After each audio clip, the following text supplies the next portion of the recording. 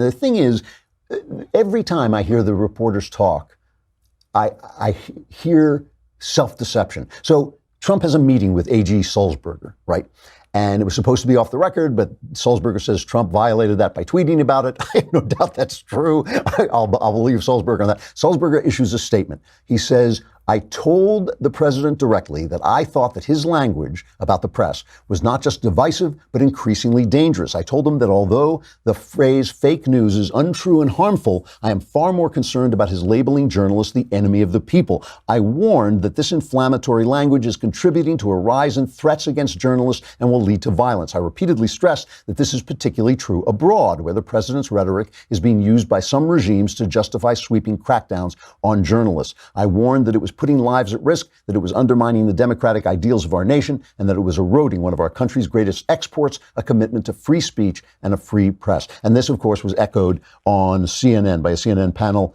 This is cut 10. Nobody knows quite when the rhetoric becomes an excuse for somebody. That it's not inconceivable that people have attacked journalists before. I mean, I think we all know about the paper in Annapolis and that 5 people were killed. Now, that is not something that seems like it was tied to what the president was saying. But the point is, it's not completely out of the realm of possibility that people take physical action to harm and kill members of the press. And with the president continuing to step up his rhetoric about how not just the news is fake, but the people who are behind it are bad, that's nobody quite knows when that slippery slope becomes something that crashes into a wall. And that's, I think, something that has been a concern on the minds of many people. And now you're seeing the public display of what went on behind closed doors at the New York Times. Michael Shear, who works at the Times, I guess I would add to your publisher with one other beat.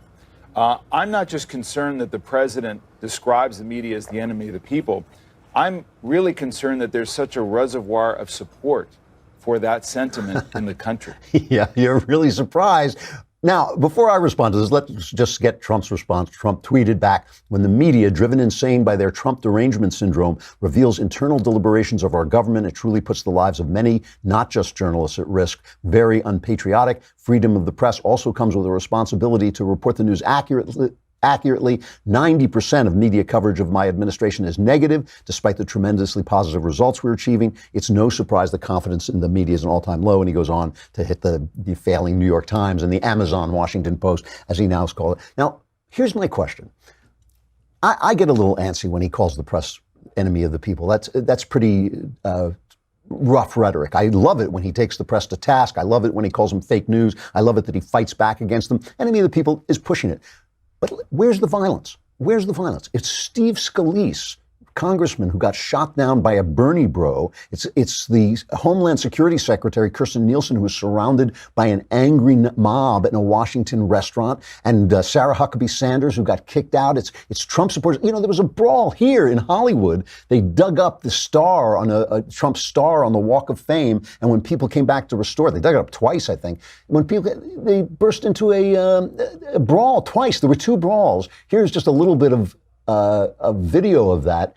And just listen, it's the Trump supporter. The guy is in the face of the Trump supporter. I didn't say ER, though. I can say if I want to, bro. I can say if I want to. Like me, you can't tell me what to do. If I want to talk and use the word I use it.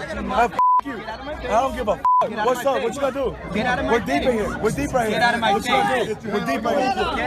Get out of my face. We're deep right here. Get out of my face.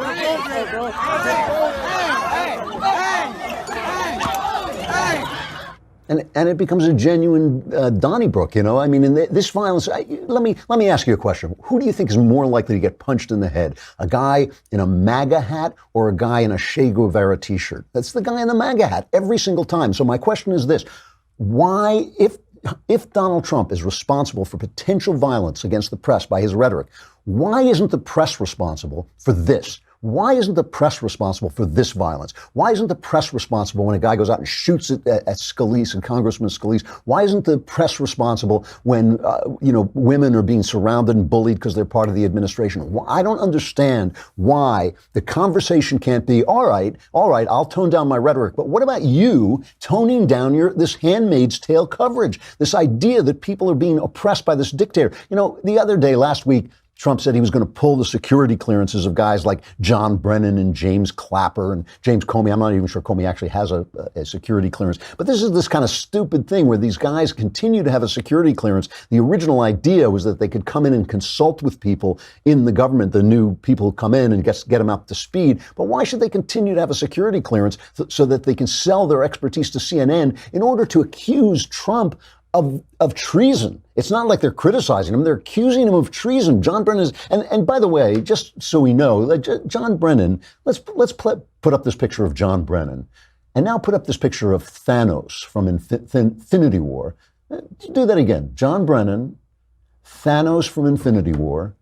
Do you notice that we never see these two guys at this? Do you want this guy to have Thanos to have security clearance? I say no security clearance for Thanos. But look, it's a perfectly legitimate thing to say that these guys are using, they're monetizing their security clearance in order to call the president of the United States a Russian spy, which is what they're doing. These guys who abused their positions when they were in them and are now abusing their positions afterwards. Let's just see for a minute how the press covers this. Is cut 8. They call him a dictator again and again and again. This is cut 8.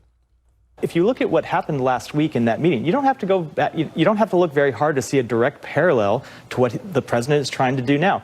Look at what Vladimir Putin proposed in that meeting. He proposed using the arms of government to retaliate against critics of him, to retaliate against Bill Browder and Mike McFaul. Right. The kind of thing you expect to see from Vladimir Putin, the kind of thing you see from Erdogan in Turkey, the kind of thing you never expect to see in liberal democracies. That's what the president is trying to do here.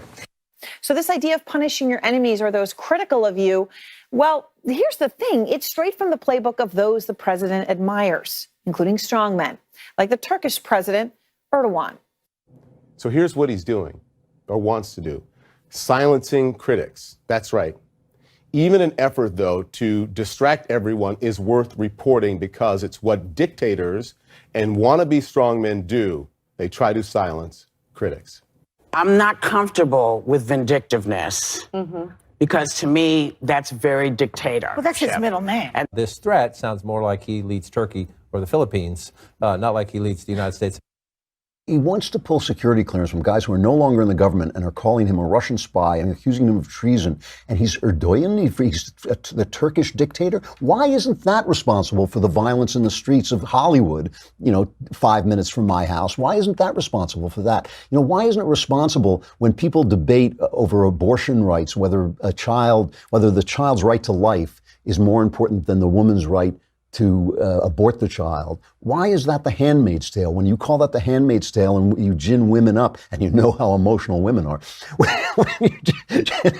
I'm sorry, I couldn't resist. When you make people hysterical like they're living in some kind of dystopian world, why aren't you responsible for the violence? So, if we were having a real debate and honest, and you want to see whether the press is, I know you don't have to be told that the press is incredibly biased, incredibly corrupt, an incredibly powerful organ of the Democrat Party. That is who they are. Last week, this was after we were on, I think, they announced the GDP numbers. I think when the Klavanless weekend began, they have 4.1%. And it's interesting. I'm not an economist in any way, shape, or form. But when they were saying, Trump will never be able to uphold his promise of getting our economy to 3%, let alone 4%, I said, that's just not true. I know I've seen this happen before. Just from wisdom and experience, I know that it can be done because I know what the American economy does when you get out of its way, when you stop telling it has to pay for health care, when you stop taxing it, when you stop regulating it like crazy. I know what this economy does. These are Americans. They build stuff. You just leave them alone. You get out of their way. The guy walks into his garage and says, oh, I know what I'll do. I'll build Apple. I'll build Amazon. I'll do this stuff. If you just stop bleeding them for money, right? So here is Trump announcing the great GDP numbers and taking a victory lap as he very well deserves. Moments ago, the numbers for America's economic growth, or GDP, were just released. And I am thrilled to announce that in the second quarter of this year, the United States economy grew at the amazing rate of 4.1%. We're on track to hit the highest annual average growth rate in over 13 years. And I will say this right now, and I'll say it strongly, as the trade deals come in one by one, we're going to go a lot higher than these numbers, and these are great numbers. During each of the two previous administrations, we averaged just over 1.8% GDP growth. By contrast, we are now on track to hit an average GDP annual growth of over 3%, and it could be substantially over 3%. Each point, by the way, means approximately $3 trillion and 10 million jobs. Think of that. Each point, you go up 1 point. It doesn't sound like much. It's a lot. So, you know, I subscribe to this newsletter called The Flip Side. It's by a moderate left-winger who just gives you what the right and the left are saying. She just gives you a fair look at what both sides are saying. The people attacking the numbers, when she has, it's like in two columns. One says from the left, one says from the right. Here are the people attacking them. It's the New York Times, CNN, the Washington Post, and the Guardian, right? So that's what I'm talking about. And if you want to see an example of it, right? So we've just heard 4.1%. You go on PBS and they have their PBS NewsHour with Judy Woodruff, and it's got these two people debating, right? It's David Brooks and Mark Shields, both columnists. It's like just what does it take to get a little diversity on television? Here's them talking about our great economy. The U.S. is now becoming like this black hole that they just don't want to get involved. And there are plenty of ways to invest in China. There's plenty of ways to invest in Africa or Europe or Asia. So why get involved in the U.S.? And as a result, foreign direct investment is plummeting here. You mean because of the controversy? They just don't want to be involved with Trump. They just don't want to be and they get the sense that America is no longer the central nation. It's the dynamism elsewhere. The U.S. is imploding. And so we should be seeing surges of people wanting to invest here. Our economy's doing pretty good. But we're not seeing that. And second, you see this pattern of Trump, and we saw it with the EU this week, where he'll make an attack, and then he'll sort of backtrack and have a sort of peace deal. And that's sort of the drama that he likes.